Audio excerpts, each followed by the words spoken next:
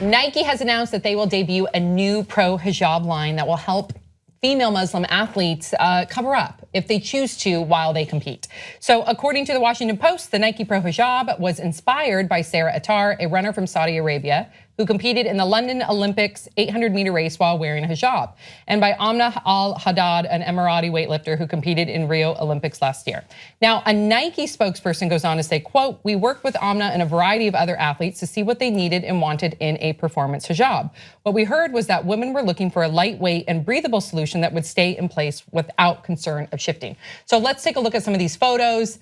And I did notice that some of the athletes, I mean, for the most part, everybody is very excited about it and they're happy that they're gonna have this option to wear a performance hijab while competing. One athlete I noticed, and maybe others had the same concern, whether or not it will create draft. And that's something I remember when I was a swimmer. You wanna do as little as possible so you can not have any draft. However, I feel like also maybe it will keep you more streamlined. Yeah. I don't know, that's something to consider as well, but this is awesome. Way to go, Nike. Thoughts, 5 words or less? Nike's just doing it. Make athletes comfortable again. Hijab, well done. Yes, Amir! Nike for the win.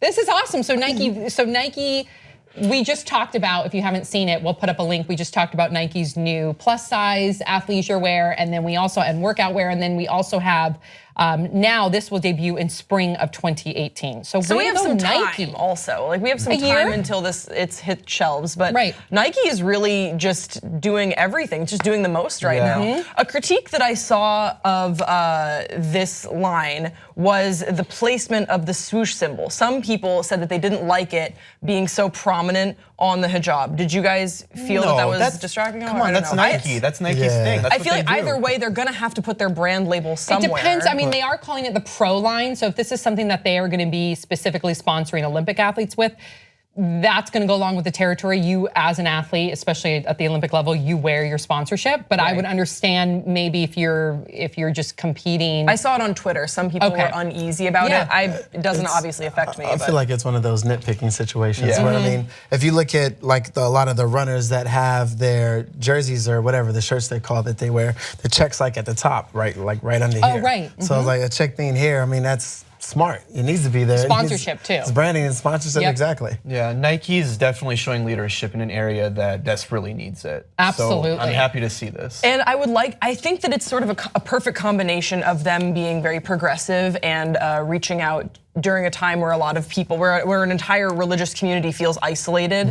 But I also think that this is a huge market that they're tapping into. So I think it is both a progressive and a moral decision, but it is also a marketing decision where they're like, oh, this market is not being served. We could jump on that. So it's the same thing that when we talked about Nike rolling out a plus size line. I think that part of that was great. Like plus size people deserve to have the best athletic wear that they want, and Nike is giving that to them. Awesome. But I also think part of it was like, ooh, no one's really doing this. We should cash in. But I don't think that just because one helps the other, it's inherently wrong. I just think it's worth pointing out. I agree. This is also a business decision on top of just putting it forward where they stand morally. And it will also affect, it was a coach, she mentioned how just the imagery will affect young girls. And so let me find the quote. This is from Vogue Arabia. It says here, there are a lot of women and girls who are breaking barriers. This is from the Nike Run Club coach, Manal Rostam, and she told Vogue Arabia, for me growing up though, I never had these women to look up to. I had to break those barriers for myself. So that's cool too. It's just even the imagery alone